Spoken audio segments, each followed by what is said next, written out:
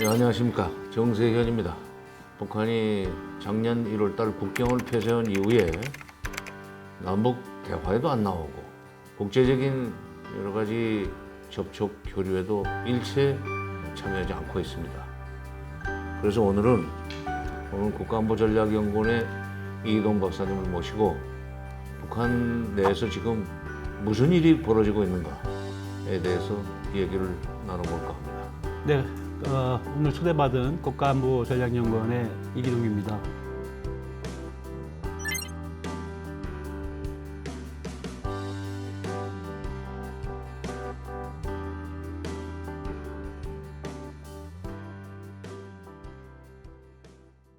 일 월 달에 8차 당대회를 열고 금년 1월 달에 또 중앙위원회 전원회의란 걸 열지 않았어요? 내각도 확대 회의를 하고 이민, 위천, 의민, 헌신이라는 고를 내걸고 당이 내세운 5개년 경제 발전 계획을 충실하게 이행하는 첫 해를 좀 잘 넘겨야 된다는 식으로 독촉을 하고 있는데 지금 무슨 일이 일어나고 있습니까? 어쨌든 뭐 2020년에 북한이 뭐 야심찬 한 해였죠. 당창근 75주년이 있었던 해이고, 그리고 그 당창근 75주년을 이제 성공적으로 개최하고 나서 그 분위기를 8차 당대회로 이어가고자 했던 뭐 그런 나름대로의 내부의 계획이 있었는데요. 다 아시다시피 작년에 삼중고, 이른바 코로나, 대북 제재의 장기화, 그리고 예기치 못한 자연재해의 영향 때문에 북한이 사실상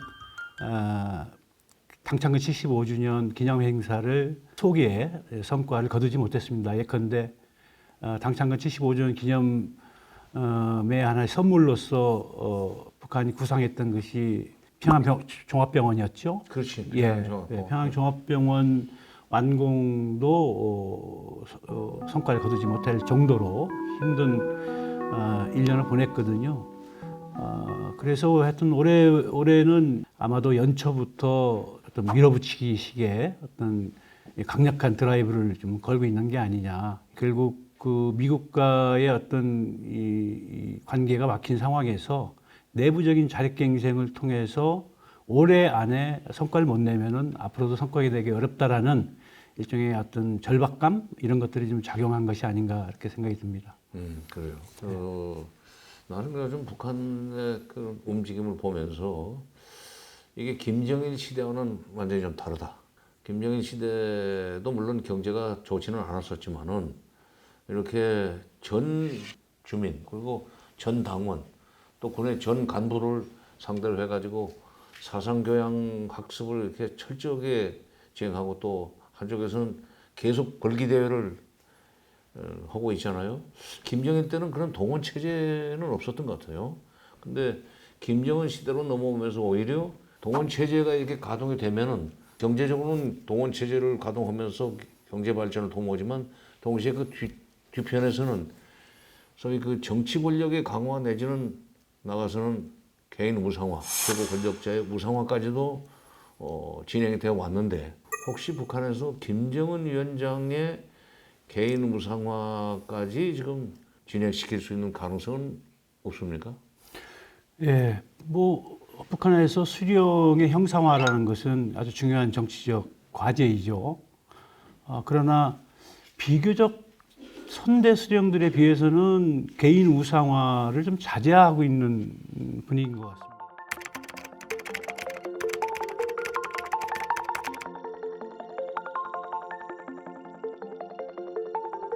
그러니까 수령은 신적인 존재가 아니고 똑같은 인간이다라고 할 정도로 어떤 김정은은 어떤 수령의 신비화에 대해서 좀 경계하는 그런 경향성은 보이고 있습니다.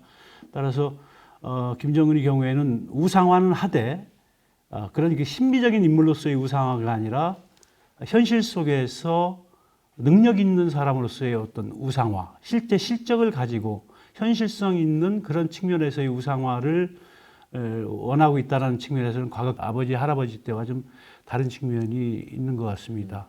그래요. 예. 근데 요즘 그 북쪽에서 지금 자력부강 자력갱생을 외치고 있는데 또 식량도 지금 뭐 절대적으로 부족할 거고 사방을 완전히 철통같이 막아놓고 사실상 쇄국 정책을 실시하면서 자력국강 자력갱생으로 북한 주민들의 생활 수준을 향상시키겠다는 것이 실현 가능한 정치적 약속인지 어떻게 보세요? 예, 그러니까 북한이 뭐 자력갱생 얘기를 한 것은 뭐 어제 오늘의 얘기는 아닙니다만, 북한이 얘기하는 자력갱생 중에서는 과거 우리가 1960년대, 70년대 주장해왔던 이른바 절약 증산이라는 게 있습니다. 그러니까 자원은 제한돼 있지만은 절약과 자원의 효율적 배분을 통해서 자력갱생을 하겠다는 거고요. 또 하나는 내비 예비 총동원이라고 해가지고 이른바 과거에 그 이팔 산업을 해가지고 공장에서 쓰다 남은 물자들이지 않습니까? 네, 그런 것들을 다 모아가지고 그것을 재활용하는. 이러면 내부 예비라는 거. 예, 그렇죠. 그래서 요즘 뭐 북한에서는 재자원화라는 얘기를 쓰고 우리는 이제 영어로 하면 리사이클링이죠. 그 재자원화를 통해서 또 물자를 좀 절약하는 뭐 이런 다양한 방법들을 강구해서 자력으로 갱생하려는 뭐 그런 시도들을 하고 있습니다. 경제 발전 목표를 또 낮게 잡았다고 혼을 내고 또 부풀려 잡았다고 혼을 내는 거 보면 관리들 또는 당뇨들이 지금 좀 김정은 위원장의 마음에 안 드는 것 같아요. 예, 수석 부회장님 지금 말씀하신 것처럼 8차 당대회 때는 할 수 있는 건 해라. 현실적으로 그래, 할 수 있는 사업을 하라고 해놓고 이번에 8기 2차 전원회의에서는 계획을 축소시켰다라고 또 질타를 하고 도대체 어느 장단에 맞춰서 일을 해야 될지 참 혼란스러울 수 있을 것 같은데요. 아마도 그 김정은 위원장이 갖고 있는 그 의중을 정확히 파악을 못했던 것 같습니다. 그러니까 김정은 위원장이 각 경제 부문이 있지만 거기에도 중점적으로 관심 사항들이 있지 않습니까? 예를 들면 화학공업이나 금속공업 같은 경우는 다른 산업을 발전시키기 위한 어떤 하나의 기간 산업의 그렇죠. 성격이 있는데 그런 부분에 있어서의 계획을 축소한 것은 잘못된 거죠. 축소와 또 현실적으로 할 수 있는 일 사이에 어느 쪽에 스탠스를 잡아야 될지를 정확하게 간부들이 이 판단을 못한 것 같습니다. 파악을. 그래서 이번에 이제 김두일 경제부장이 이제 경질을 당했는데요. 참 간부하기가 좀 어려운 나라가 아닌가 그런 생각도 듭니다. 그래서 나눠서 이해를 하면은 김정은 위원장의 질책이 예. 도대체 어떤 맥락에서 나온 것인가 이해는 되겠네요. 그러면 네. 인사 정책도 우리가 한번 좀 살펴볼 필요가 있을 것 같아요. 당 중앙위원회 전원회의를 지금 설날 직전에 열지 않았어요. 4일 동안이나 8, 9, 10, 11. 네.